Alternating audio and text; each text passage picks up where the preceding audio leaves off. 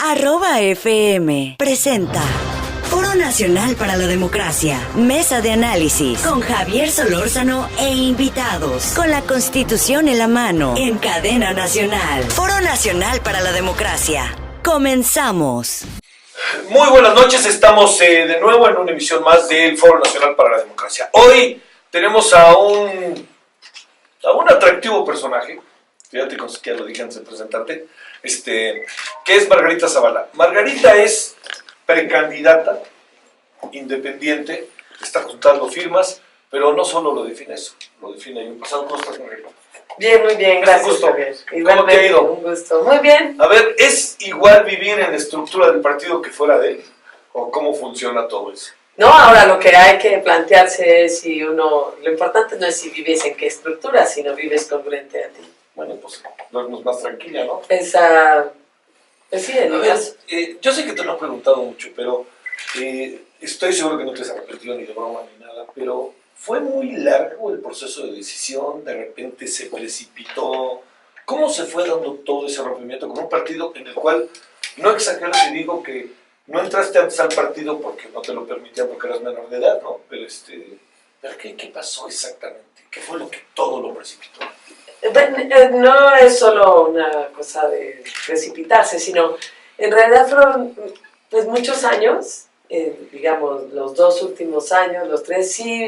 Cuando uno empieza a hacer la cuenta, una parte muy importante es cuando no me dejan ser candidata a diputada por ninguna vía, más una serie de agravios, pero en realidad lo fundamental es cuando se cooptan los órganos de decisión. Y entonces te das cuenta que la circunstancia en la que estás es realmente un momento en que tendrás que definir. Y yo tuve un dilema frente a la circunstancia que tuve que definir en congruencia con mis principios, con mis valores, con mis ideas y con lo que creía y con las razones por las que yo entré a la política.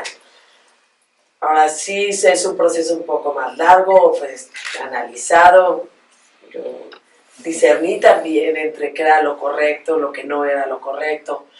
Y en las cosas que yo también hago en mi vida diaria, de discernir entre el bien y el mal, ¿no? Es decir, qué es lo que tengo que hacer.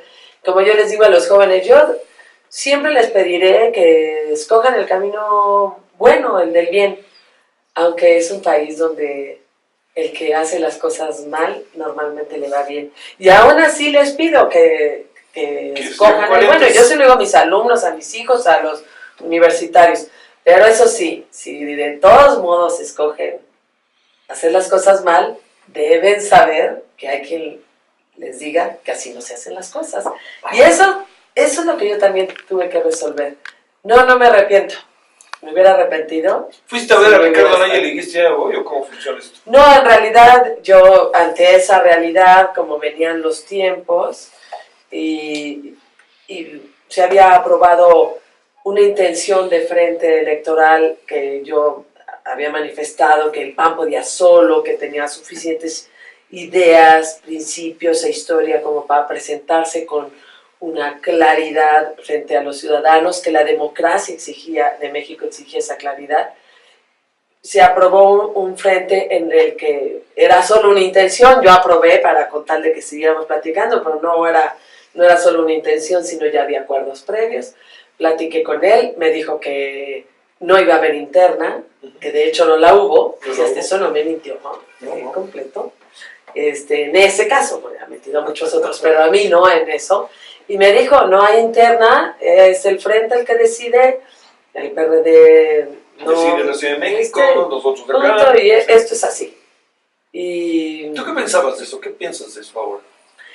A ver, vamos, desde una óptica, no te diría ya como panista, políticamente, ¿qué significa para el país eso? Voy a ponerme sobre la anécdota. Es decir, voy a dejar a un lado la anécdota que si yo y que si él me dijo y que es ¿qué le pasa a una democracia cuando sus instrumentos se alejan de los ciudadanos y de una vida democrática? Y entonces daña a la democracia. Puede ser un elemento no importante ahora, pero tenemos que hablar de ello, porque sí es importante.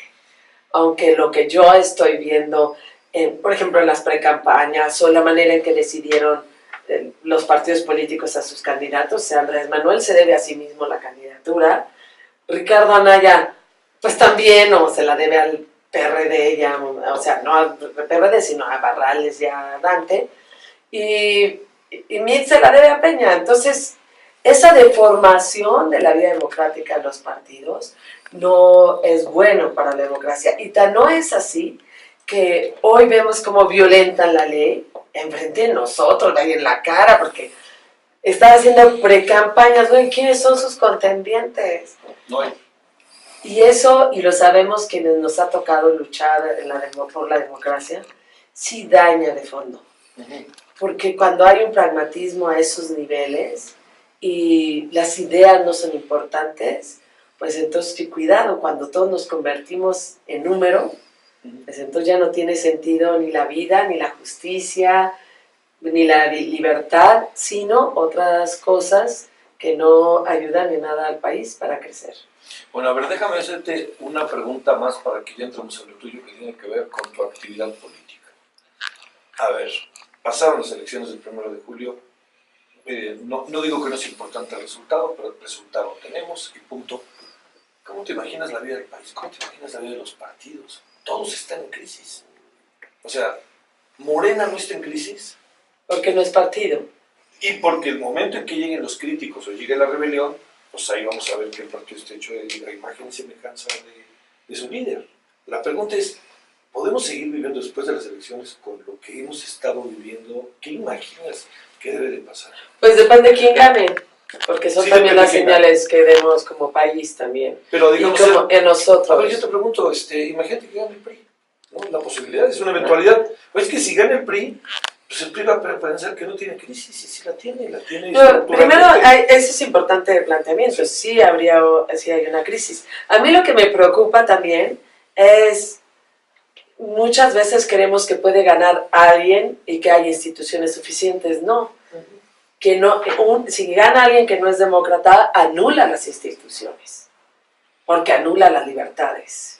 Y si el mensaje es que anulando las libertades, que anulando las instituciones te va bien, eso es complicado. Yo he visto, por ejemplo, la diferencia de un poder judicial cuando se siente en una democracia que cuando se sabe que no está ahí. Sí. Yo he visto una debilidad en las instituciones ahora porque se saben totalmente dependientes y sometidos. Y eso lo he visto y es un gran daño que le estamos haciendo al país. Por eso la apuesta es a hacer, digamos, luz aquí y claridad en medio de esta polvareda. Porque cuando el pragmatismo gana, cuando los partidos políticos se sienten dueños de sus votos y así se imponen y así se manejan y así se comportan sin importarle ni la ley ni las condiciones democráticas, pues entonces en realidad el que pierde es el país porque se somete institucionalmente. ¿Qué ha pasado con el ejercicio en los últimos años del poder desde el Ejecutivo? Cuando les tocó a ustedes, cuando les tocó a Fox, cuando le toca a Calderón, ¿qué es lo que ves que ha pasado? ¿Ha habido un deterioro? Más allá de los pormenores importantes como sería el narcotráfico, etcétera. Pero eso de estar sentado ahí en esa oficina y decidir, ¿cómo ha sido eso? ¿Cómo lo viviste?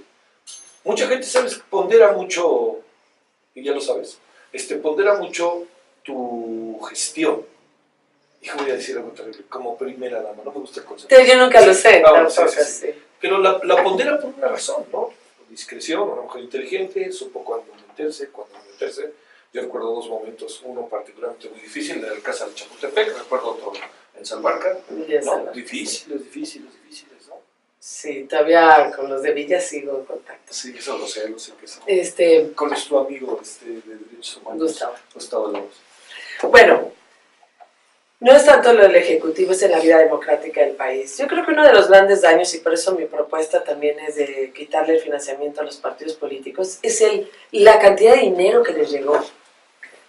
A ver, el año pasado, Ricardo tuvo más de 1,000 millones de pesos. Y López Obrador igual. Y Ochoa igual. Es que eso hace que los propios partidos políticos, en lugar de mirar a los ciudadanos, se miren a sí mismos. Y generen unas maquinarias internas que rompan con el nivel democrático. Todo se está eligiendo bajo dedazo en cualquier parte. Y eso genera también un sometimiento. Es decir, ¿qué hace la democracia? Pues no es un asunto de eficacia, sino realmente de libertades. Y en ese sentido yo creo que eleva al ser humano y a la toma de decisiones.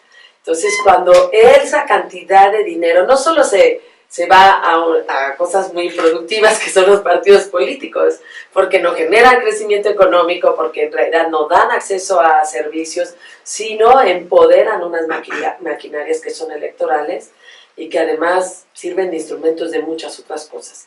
Y esa parte de la cantidad de dinero a los partidos políticos ha sido realmente, ha causado realmente daño y causa a la democracia, independientemente que también aleja a los ciudadanos. ¿Por qué? Porque el ciudadano ve que los partidos tienen mucho dinero y que no hay computadoras en la escuela, que la hija entra en pánico cuando sube a un transporte público malo y además inseguro, que no hay luminarias para una calle, que el papá que realmente trabajó muchísimo para que su hijo fuera a la universidad ya da casi igual haber ido a la universidad que no haber ido. Y entonces empieza a haber un alejamiento hacia los partidos políticos y en gran parte luego tiene que ver con ese tipo de decisiones que no se ven las consecuencias. Sí. Hoy las estamos teniendo. Bueno, vamos a una pausa y le vamos a preguntar a Margarita Zavala después de la pausa. Primero, si va a conseguir las firmas, aquí hay varias que te pueden dar. Primero. Segundo, si tienes las firmas, si realmente vas a ganar la candidatura, vas a ganar la presidencia de México. Bueno, de eso te pregunto después de la pausa. Gracias.